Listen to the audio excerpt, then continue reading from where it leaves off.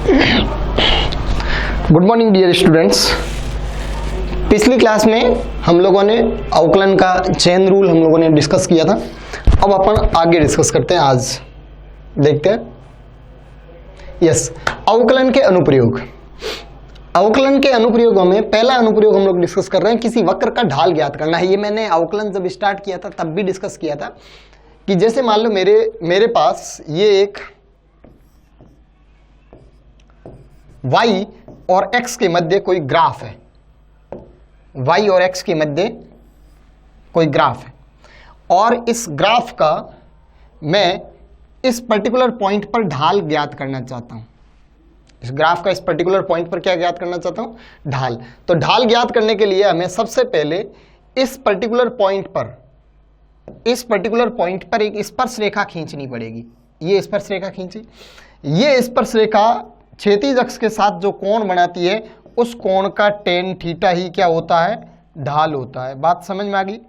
ठीक है। तो ये ढाल हम लोगों ने अवकलन के फॉर्म में कैसे देखा था? तो देखिए, ध्यान दें, ये पॉइंट यहां है, इस पॉइंट से थोड़ा इधर और थोड़ा इधर आप यहां पे देखें तो ये जो x में परिवर्तन हुआ है वो dx है।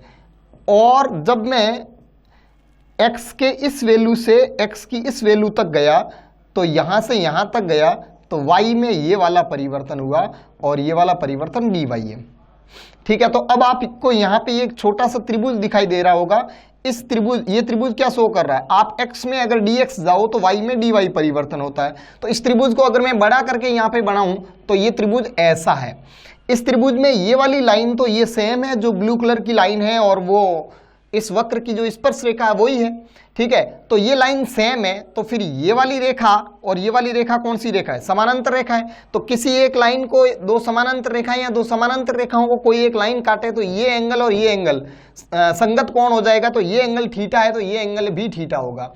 अब इस त्रिभुज में आप ये वाली दूरी देख सकते हो कितनी है? dx है। ये वाली दूरी dx है और ये वाली दूरी dy है। तो बताइए यहां से tan थीटा क्या हो जाएगा? तो यहां से tan थीटा हो जाएगा dy बाई dx। यहां से tan थीटा क्या हो जाएगा? dy by dx। क्लियर? और ये जो dy बाई dx है वो क्या है? y का x के सापेक्ष अवकलन। तो y का x के सापेक्ष अवकलन किसको व्यक्त कर रहा है? इस ग्राफ के लिए tan थीटा को व्यक्त कर रहा है। और इस ग्राफ का इस पॉइंट पर tan थीटा क्या है? इसका ढाल।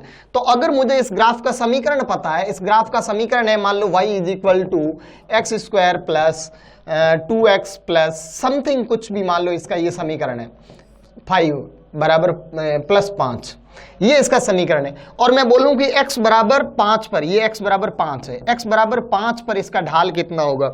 x बराबर 5 पर्टिकुलर एक पॉइंट हो गया, x बराबर 4 ये वाला पॉइंट हो गया, x बराबर 6 ये वाला पॉइंट हो गया। तो डिफरेंट पॉइंट पर ढाल डिफरेंट है। तो इसका x बराबर 5 पर आपको ढाल पूछा जाए कि इसका x बराबर 5 पर ढाल कितना है, तो सबसे पहले आप इसका अवकलन करें dy बाई dx। तो इसका अवकलन dy by dx, x square का अवकलन 2x, 2x का अवकलन 2 और 5 का अवकलन 0। यहाँ 5 6 कुछ भी होता तो उसका अवकलन क्या होता? 0। तो यहाँ पे ये जो ढाल है वो x पर डिपेंड कर रहा है। x की डिफरेंट वैल्यू पर ढाल डिफरेंट होगा। तो x बराबर 5 पर ढाल अलग है, x बराबर 4। ग्राफ में भी अगर अपन, ये ग्राफ एग्जैक्टली इस समीकरण का नहीं है लेकिन इस समीकरण का भी तो कोई न कोई ऐसा ग्राफ होगा। तो अगर इस समीकरण का ग्राफ बनाए तो वो कुछ ऐसा ग्राफ होगा जिसका ढाल x के साथ साथ बढ़ता है। जिधर जैसे जैसे आप इधर जाओगे तो उसका ढाल बढ़ता जाएगा। इसका मतलब ये हुआ कि इस वक्र का जो ग्राफ होगा या इस समीकरण का जो ग्राफ होगा वो ग्राफ कुछ इस प्रकार से होगा। आप इधर x की वैल्यू बढ़ाओगे, ग्राफ का ढाल लगातार बढ़ता जाएगा ऐसे। ठीक है। तो इस टाइप का कोई ग्राफ होगा। परवलय की समीकरण है ये डेफिनेटली, तो परवलयाकार ग्राफ होना ही है। क्लियर? तो यहां पे x बराबर 5 पर इसका ढाल कितना है? तो x बराबर 5 इसमें रख दूं तो 2 इंटू 5 प्लस 2 तो कितना हो गया? ये 5 दूनी 10, 2 12 इसका ढाल हो गया। बात समझ में आ रही है? ठीक है। अब अपन, अच्छा, अब ढाल के बारे में अगर मैं बात करूं तो किसी भी एक फलन दिया हुआ होगा किसी दूसरे चर पर डिपेंड करता हुआ, उसका आप उसके सापेक्ष अवकलन करोगे और अवकलन करके जिस पॉइंट पर आपको ढाल पूछा है उस वैल्यू को आप उसमें पुट करोगे। इजीली आप किसी भी वक्र का किसी भी पर्टिकुलर पॉइंट पर आप ढाल ज्ञात कर सकते हो, क्योंकि वक्र टेढ़ा मेढ़ा होगा तो उसका डिफरेंट पॉइंट पर ढाल डिफरेंट होगा। तो उस टेढ़े मेढ़े वक्र की समीकरण हमें पता होना चाहिए, उस समीकरण को हम लोग अवकलित करेंगे और अवकलित करके जिस पॉइंट पर आप अपने को ढाल पूछा है उस पॉइंट की उसमें वैल्यू पुट करेंगे और वैल्यू पुट करने के बाद में हमारे पास उसका ढाल आ जाएगा। क्लियर। फिर नेक्स्ट बात करते हैं किसी गतिशील पिंड का वेग या त्वरण ज्ञात करना। कोई भी पिंड गतिशील है तो उसका वेग और त्वरण ज्ञात करने में हम लोग अवकलन का यूज करते हैं। कैसे अवकलन का यूज करते हैं?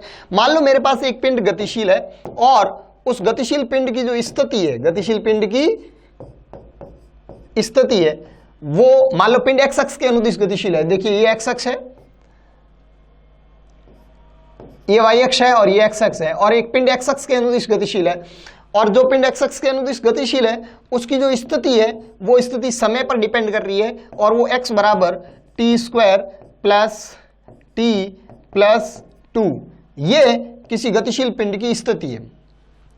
ठीक है, जो समय पर डिपेंड कर रही है कि t बराबर 1 पर x बराबर इतने पर है, t बराबर 2 पर x बराबर इतने पर है, t बराबर 0 पर x बराबर 2 पर है। ऐसे मतलब t की डिफरेंट वैल्यूज के लिए उसकी पोजीशन है वो लगातार चेंज हो रही है। x अक्ष के अनुदिश गतिशील है तो पोजीशन रहेगी x अक्ष पर, लेकिन वो परिवर्तित है।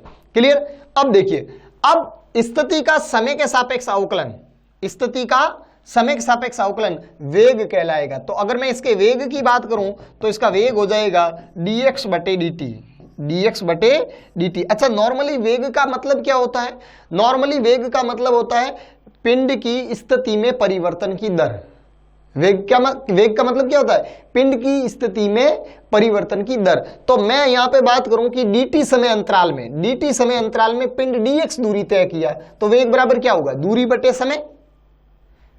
वेग बराबर विस्थापन की बात करूं, ये विस्थापन है तो वेग बराबर क्या होगा? विस्थापन बटे समय। ये आपने 9th क्लास में भी पढ़ा।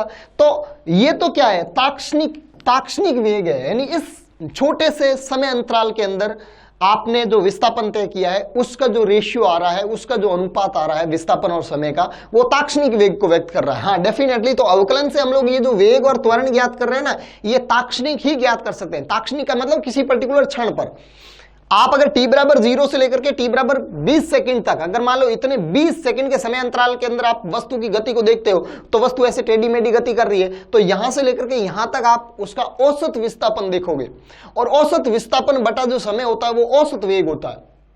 ठीक है, तो विस्थापन बटा समय जो वेग का फॉर्मूला है वो औसत वेग का फॉर्मूला है, जबकि ताक्षणिक वेग का फॉर्मूला होता है वो स्थिति का समय के सापेक्ष अवकलन होता है। तो ये dx अपॉन dt क्या है? इस x का समय के सापेक्ष अवकलन है। तो dx अपॉन dt यहां से क्या आएगा? तो यहां से dx अपॉन dt आएगा कितना? t के स्क्वायर का 2t प्लस t का 1 और 2 का कितना?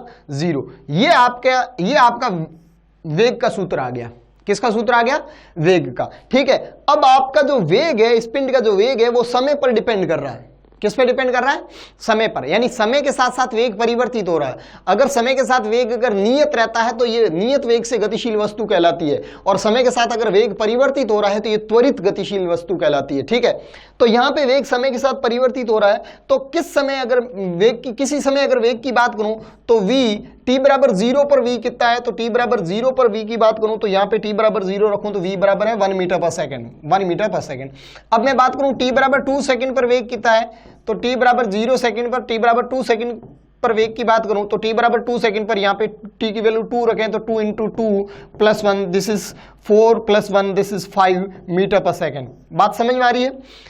तो t की डिफरेंट वैल्यू पर आपकी वेलोसिटी डिफरेंट आ रही है। अच्छा, t बराबर आगे और अपन 3 सेकंड 4 सेकंड 5 सेकंड अगर अपन रखें तो वेलोसिटी डिफरेंट आ रही है। तो इसका मतलब ये हुआ अवकलन से हम लोग कैसे वेग ज्ञात करते हैं? तो आपको स्थिति का समय के सापेक्ष फलन दिया हुआ है, स्थिति का समय के सापेक्ष फलन दिया हुआ है, स्थिति समय पर निर्भर करने वाला हमें फंक्शन दिया हुआ है, फलन दिया हुआ है। तो स्थिति का समय के सापेक्ष हम लोग अवकलन करेंगे और जिस समय पर वेग पूछा होगा उस समय की वैल्यू पुट करेंगे तो हमें पर्टिकुलर टाइम पर वेग का फॉर्मूला मिल रहा है, वेग की वैल्यू मिल रही है, तो इसका मतलब ये जो अवकलन से जो वेग हमें प्राप्त हुआ है वो कौन सा वेग है, वो ताक्षणिक वेग है। ताक्षणिक का मतलब है किसी पर्टिकुलर क्षण पर वेग है। क्लियर। अब बात अगर अपन त्वरण की करें तो ये तो वेग की बात हुई, ये वेग का फॉर्मूला हुआ, ये v बराबर हो गया ये, ठीक है। अब अपन त्वरण की बात करें तो त्वरण क्या होता है, वेग में परिवर्तन की दर, 9th क्लास में पढ़ा आपने, ठीक है, 10th में भी पढ़ा होगा। तो त्वरण a बराबर क्या होता है, a बराबर वेग में परिवर्तन की दर। तो आपने यहां पे पर्टिकुलर पिंड को गतिशील देखा और आपने देखा कि dt समय अंतराल के अंदर पिंड के वेग में dv परिवर्तन हो गया। dt समय अंतराल के अंदर पिंड के वेग में dv यानी डेल्टा v dv वेग बढ़ गया उसका। तो अगर वेग समय अंतराल के साथ बढ़ता है तो ये पिंड की त्वरित गति कहलाती है, और यहां पे जिस दर से वेग बढ़ रहा है वो उसका त्वरण कहलाता है। और अगर मान लो dt समय अंतराल के अंदर पिंड का वेग dv अगर घटता तो ये पिंड की मंदित गति कहलाती, और यहां पे पिंड के वेग के घटने की जो दर है वो मंदन कहलाता है, ठीक है। तो त्वरण और मंदन, अगर वेग बढ़ने की दर है तो त्वरण है और वेग घटने की दर है तो मंदन है। क्लियर। तो यहां पे अगर यहां त्वरण की बात करूं तो त्वरण क्या होगा, वेग का समय के सापेक्ष अवकलन। त्वरण क्या होगा, वेग का समय के सापेक्ष अवकलन, dv बटे dt। dv बटे dt क्या है, वेग में परिवर्तन की दर, ठीक है। तो वेग का समय के सापेक्ष अवकलन हो गया dv बटे dt। और यहां से ये v का फॉर्मूला ये रहा आपका, तो इसका एक बार फिर आप अवकलन करोगे तो इसका फिर अवकलन करोगे तो 2t का अवकलन 2 और 1 का अवकलन 0। तो यहां से जो त्वरण आया है a बराबर वो आया 2 मीटर पर सेकंड स्क्वायर, ठीक है। तो यहां से आपके पास त्वरण की ये वैल्यू आ गई, ठीक है। अब ये त्वरण समय के साथ, समय पर डिपेंड नहीं कर रहा है, ये त्वरण क्या है, कांस्टेंट है। अब अगर आप इसका आगे अवकलन करते हो तो इसका अवकलन क्या आएगा, 0 आएगा। यानी पिंड में त्वरण में परिवर्तन की दर नहीं है, पिंड का त्वरण है वो परिवर्तित नहीं हो रहा है, यानी पिंड ये नियत त्वरण से गति कर रहा है। तो आपको पता है किसी गतिशील पिंड का वेग या त्वरण कैसे कैलकुलेट करते हैं। तो ये पहली बात तो ये अवकलन से हम लोग वेग और त्वरण ज्ञात करते हैं, ये ताक्षणिक वेग और ताक्षणिक त्वरण होता है। स्थिति का समय के सापेक्ष अवकलन, स्थिति का समय के सापेक्ष अवकलन वेग कहलाता है, और वेग का समय के सापेक्ष अवकलन त्वरण कहलाता है। समझ में आ गई बात। स्थिति का समय के सापेक्ष अवकलन वेग और वेग का समय के सापेक्ष अवकलन त्वरण। क्लियर। आगे देखते हैं नेक्स्ट। किसी फलन का उच्चिष्ट या निम्निष्ट ज्ञात करना। आपको एक फंक्शन दिया हुआ है, जैसे मैं आपको एक फंक्शन दे दूं कि y है वो x पे डिपेंड कर रहा है, और इस प्रकार से डिपेंड कर रहा है कि ये x square minus 4x plus 2, ऐसी इसकी ये समीकरण है। y बराबर x square minus 4x plus 2, ये इसकी समीकरण है। x की डिफरेंट वैल्यूज पर y की डिफरेंट वैल्यू प्राप्त हो रही है, ठीक है। तो आपको बोला कि y का मैक्सिमम वैल्यू क्या होगा या y का मिनिमम वैल्यू क्या होगा। तो यहां पे मैक्सिमा और मिनिमा कैलकुलेट करना है। अच्छा, एक बात और आप ध्यान दें कि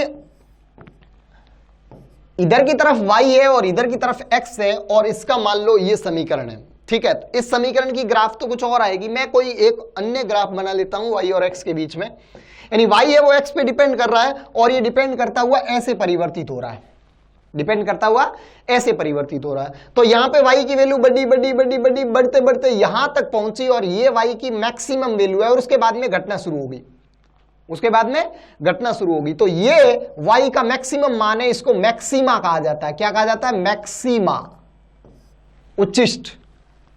इसको उच्चिष्ट कह दें या इंग्लिश में इसको कह दें मैक्सिमा। फिर y की वैल्यू घटना शुरू हुई, घटते घटते यहां पे y की वैल्यू मिनिमम प्राप्त हुई है, तो इसको मिनिमा कहा जाता है, मिनिमा, ठीक है। तो ये दो मान है, एक मैक्सिमा और दूसरी मिनिमा, ठीक है।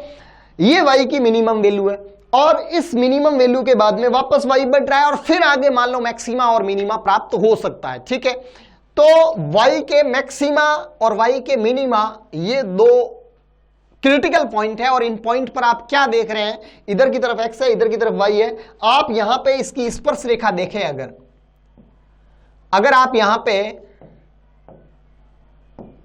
इस वक्र की स्पर्श रेखा देखें, और इस जगह इस वक्र की स्पर्श रेखा देखें तो इन दोनों पॉइंटों पर इस वक्र की जो स्पर्श रेखा है वो क्षैतिज है, और आपको पता है क्षैतिज रेखा का ढाल कितना होता है, 0 होता है। इसका मतलब ये हुआ कि वक्र का जहां मैक्सिमा है या मिनिमा है उस जगह वक्र का ढाल 0 होगा। समझ में आ गई? ठीक है, जहां वक्र का मैक्सिमा है या मिनिमा है, जहां वक्र का मैक्सिमा है या मिनिमा है उस जगह वक्र का ढाल 0 होगा। क्या होगा? 0।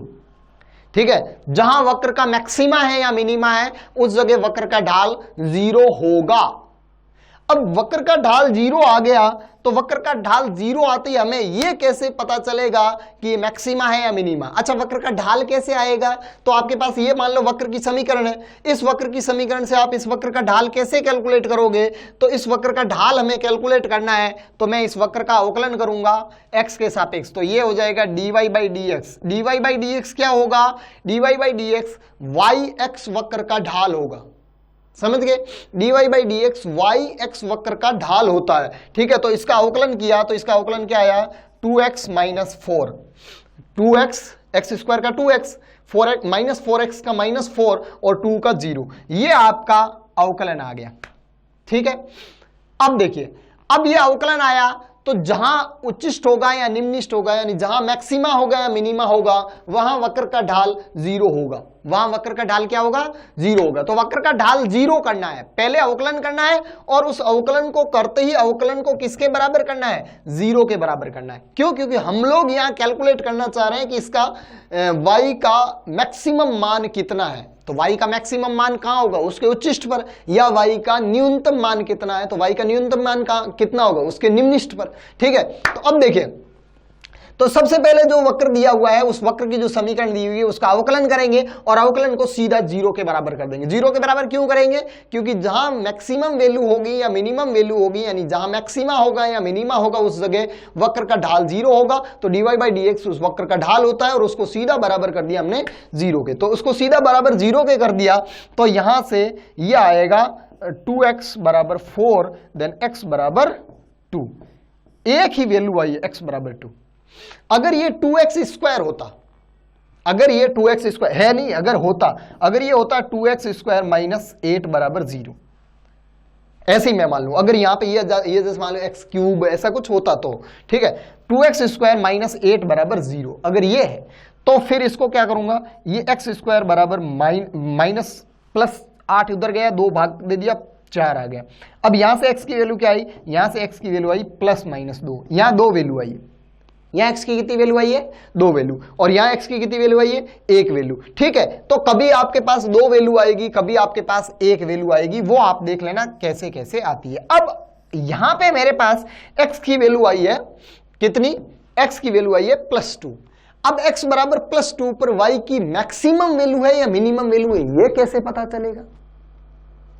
तो ये पता लगाने के लिए आप इस फलन का द्वितीय अवकलन करोगे। कौन सा अवकलन करोगे? द्वितीय अवकलन।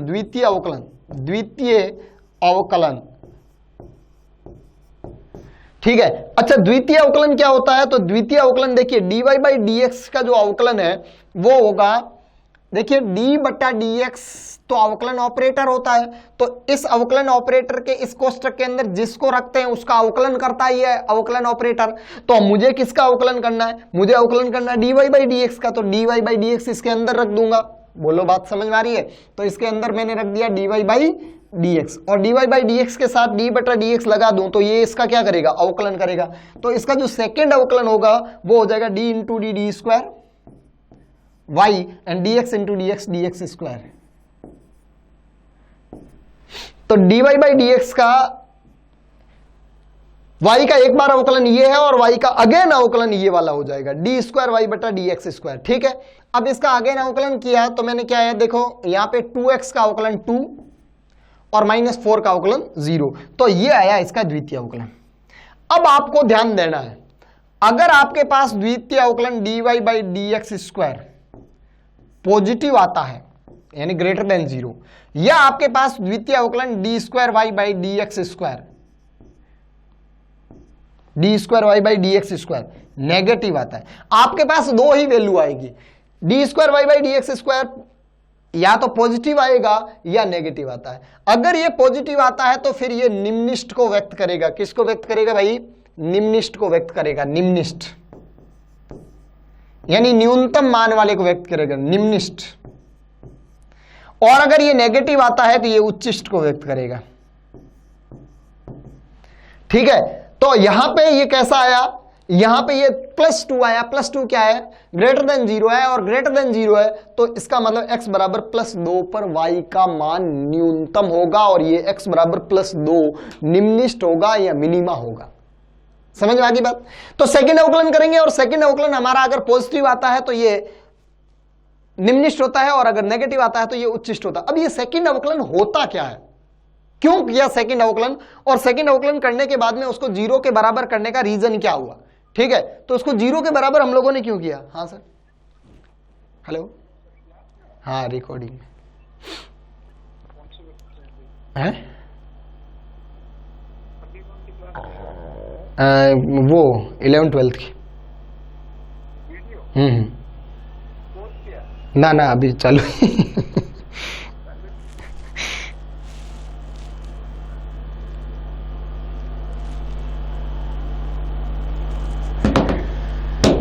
यस। अब देखें, यहां से आप क्या देख रहे हैं कि ये निम्निष्ट को व्यक्त कर रहा है और ये उच्चिष्ट को व्यक्त कर रहा है। क्लियर? अब देखें, अब आप क्या देख रहे हैं, मैं बोल रहा हूं कि सेकंड अवकलन को हम लोगों ने ग्रेटर देन 0 करने से उच्चिष्ट है या लेस देन 0 करने से निम्निष्ट है, ये कैसे हम लोगों ने डिसाइड कर लिया? ठीक है, कि ग्रेटर देन 0 है तो निम्निष्ट है, लेस देन 0 है तो उच्चिष्ट है, ये हमने सीधा कैसे डिसाइड कर लिया? तो इसका मतलब ये होता है कि ये जो आएगा पॉइंट, ये जो भी पॉइंट आएगा इस पॉइंट पर, अच्छा ये अगर मान लो सेकंड अवकलन x पे डिपेंड करता, x पे डिपेंड करता तो x की यहां पे जो जो वैल्यू आती है उसको यहां रखते, और जिन जिन वैल्यू की जो जो वैल्यू हमारे पास आई उनको यहां पे रखा। कुछ वैल्यूज के लिए यहां पे x क्या आया? पॉजिटिव आया, और कुछ वैल्यूज के लिए यहां x क्या आया? नेगेटिव आया। हाँ सर, करूं 10 मिनट में करूं सर? हाँ फिनिश। कुछ वैल्यूज के लिए यहां पे ये पॉजिटिव आएगा और कुछ वैल्यूज के लिए यहां नेगेटिव आएगा। वो तो जब x की वैल्यू x से ज्यादा हो और ये x पे डिपेंड कर रहा हो उस समय की बात कर रहे हैं। अब देखिए सेकंड अवकलन क्यों ग्रेटर देन 0 या लेस देन 0 करने से उच्चिष्ट या निम्निष्ट मान रहे हैं? देखिए ये x की जो वैल्यू आएगी वो यहां तो यहां वाली वैल्यू आएगी, यहां वाला x आएगा, यहां वाला x आएगा, यही वैल्यू आएगी। एक तो ये वाली आ सकती है, एक ये वाली आ सकती है, और आगे ऐसा होगा जहां ऐसे उच्चिष्ट निम्निष्ट बनेगा वहां की वैल्यू आएगी।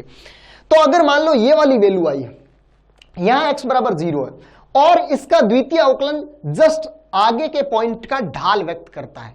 द्वितीय अवकलन जस्ट आगे के पॉइंट का ढाल व्यक्त कर रहा है। यहां पे ढाल 0 है, यहां पे ढाल 0, तो जस्ट आगे के पॉइंट का ढाल 0 से ऋणात्मक हुआ है या 0 से धनात्मक हुआ? अगर 0 से ऋणात्मक हुआ है तो सेकंड अवकलन नेगेटिव आएगा। अगर यहां का ढाल, यहां पे तो ढाल 0 होगा, ये क्रिटिकल पॉइंट है, जहां उच्चिष्ट होगा या निम्निष्ट होगा उस जगह तो ढाल 0 होगा। तो जहां ढाल 0 है उसके जस्ट आगे वाले पॉइंट का ढाल कैसा, 0 से पॉजिटिव बना या 0 से नेगेटिव बना? 0 से अगर पॉजिटिव बना है तो द्वितीय अवकलन पॉजिटिव आएगा, और 0 से अगर नेगेटिव बना है तो द्वितीय अवकलन नेगेटिव आएगा। तो देखिए यहां पे देखिए ये इसका ढाल ऐसे ऋणात्मक है और इसका ढाल ऐसे है धनात्मक है। बात समझ में आ रही है क्या? देखिए कोई ग्राफ अगर ऐसे होता है तो x अक्ष के साथ ग्रेटर देन 90 का कोण बना रहा है तो ढाल उसका नेगेटिव होता है, और कोई ग्राफ अगर ऐसे है तो लेस देन 90 का कोण बना रहा है, ढाल कैसा होगा? पॉजिटिव होगा। क्लियर? अब देखें तो यहां पे ये वाला है। क्लियर? तो अगर इस पॉइंट के बाद में अगर मैं सेकंड अवकलन की बात करूं तो सेकंड अवकलन कैसा आएगा? नेगेटिव, क्योंकि ढाल ऋणात्मक है। और जिसका सेकंड अवकलन नेगेटिव आ रहा है, जिसका सेकंड अवकलन नेगेटिव आ रहा है वो किसके बाद में आ रहा है? वो मैक्सिमा के बाद में आ रहा है, उच्चिष्ट के बाद में आ रहा है, इसलिए मैंने यहां पे इसको उच्चिष्ट बोला।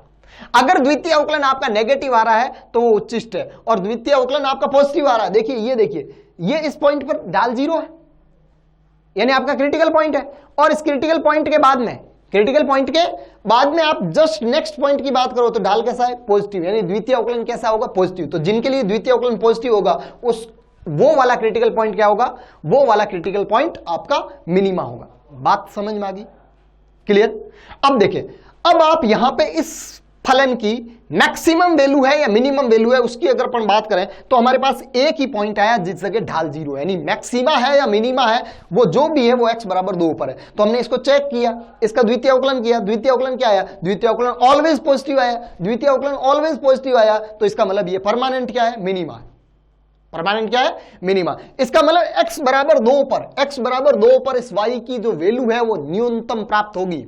कैसी प्राप्त होगी, न्यूनतम प्राप्त होगी। और न्यूनतम कितनी प्राप्त होगी, तो मैं यहां पे x बराबर 2 रख के देख लूंगा। तो यहां पे मैंने x बराबर 2 रख के देखा तो y मिनिमम आएगा, y मिनिमम। तो y minimum is equal to x बराबर 2 रखा तो 2 का square minus 4 into 2 plus 2। Clear. तो ये हो जाएगा 2 का स्क्वायर 4 माइनस 4 इंटू 2 8 और प्लस का 2, तो यहां पे y बराबर आया -2। तो y बराबर -2 इस फलन की न्यूनतम वैल्यू है। इसका मतलब यह हुआ कि आप x की जो मर्जी वैल्यू रख दो, x की जो मर्जी वैल्यू रख दो, y -2 से छोटा हो ही नहीं सकता। आप रख के देख लो, आप x बराबर 2 पर ऐसा आया ना, x बराबर 1 रख के देखो, x बराबर 1 रख के देखा तो यहां पे क्या आएगा, 1 -4 और प्लस 2, तो 1 प्लस 2 3 -4 -1 आया, बढ़ी वापस। x की वैल्यू 1 गई तो वापस बढ़ी, और x की वैल्यू 2 के आगे 3 रख के देख लो, 3 रख लो, 9 और 2 11, और ये कितना हो जाएगा 12 -1। तो x बराबर 2 पर -2 प्राप्त हुई है। इसके बाद में -2 -3 -4 किसी के लिए नहीं प्राप्त हो सकती। समझ में आ गई बात। अब देखिए, अब इसका ग्राफ आपने पहले देखा, इसका ग्राफ आपने पहले देखा, और इसका ग्राफ आपने, ये परवलय है, और इस परवलय का अगर आप ग्राफ बनाओगे, मैं इसको मिटा दूं एक बार ये याद रखें, x² - 4x + 2, y बराबर है मेरे पास, y बराबर x² - 4x + 2, और ये आपका x, ये आपका y, ठीक है। और आपने यहां पे इसकी जो वैल्यू देखी है x बराबर 2 पर इसकी वैल्यू न्यूनतम है और -2 है। इसका मतलब ये ग्राफ कुछ ऐसा है, x बराबर 2 पर ये y बराबर -2 है। इसके बाद में ये इधर बढ़ेगा, ये इधर बढ़ेगा, परवलय है कि नहीं ये, और परवलय है तो एक ही पॉइंट मिलेगा यहां पे, और जो वो पॉइंट क्या होगा, निम्नलिखित होगा। क्लियर। इसका ग्राफ आप बना सकते हो, एग्जैक्टली ऐसा ही मिलेगा, ठीक है। तो ये परवलय है और इसका निम्नलिखित बिंदु ऐसा होगा। एक और एग्जांपल लेते हैं अपन, और फिर उसका उच्चिष्ट या निम्नलिखित कैलकुलेट करते हैं, देखते हैं। नेक्स्ट एग्जांपल देखें, y इज इक्वल टू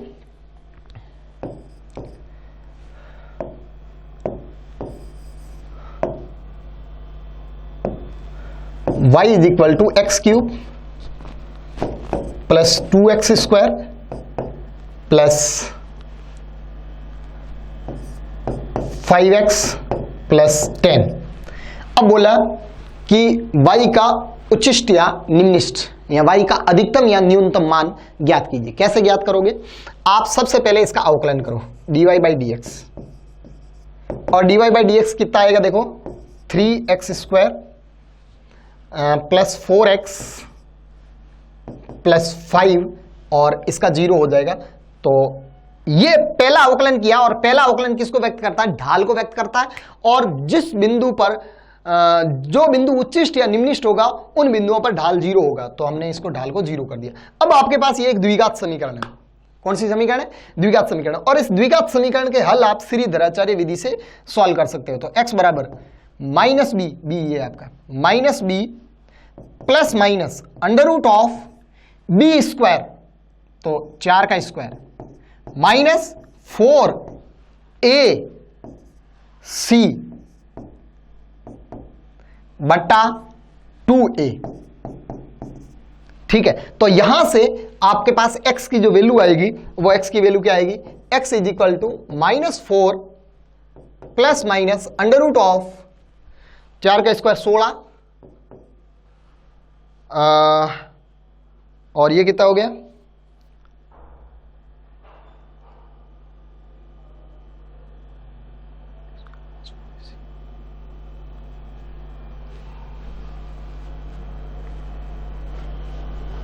ये आपके पास 4 3 12 और 12 60, ये नेगेटिव वैल्यू आ रही है यहाँ पे। इसका मतलब ये हुआ कि ये फलन कभी 0 के बराबर हो ही नहीं सकता, और ये फलन 0 के बराबर नहीं हो सकता, तो ये एक एकदिष्ट फलन है, और एकदिष्ट फलन है तो ये एक तरीके से बढ़ता हुआ फलन है। इसका उच्चिष्ट या निम्निष्ट मान पॉसिबल ही नहीं है, उधर अनंत तक इधर अनंत तक ऐसा हो सकता है। क्लियर? तो यहां पे ये एक इमेजिनरी वैल्यू आ गई। अगर मैं यहां पे माइनस का कर दूं, ये देखिए, अगर मैं यहां पे करेक्शन करके इसको माइनस कर दूं और फिर आपको पूछूं, तो ये बाकी सब कुछ मिटाएं एक बार।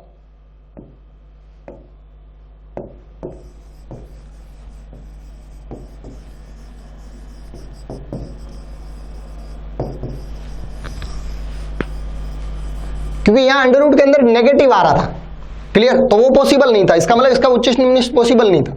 अब देखिए, इसका हो जाएगा 3x स्क्वायर, फिर -4x और फिर +5। इसको बराबर करो 0 के, इसको बराबर 0 के करोगे तो ये x बराबर -b, तो b कितना -4, ये भी नहीं आएगा सही।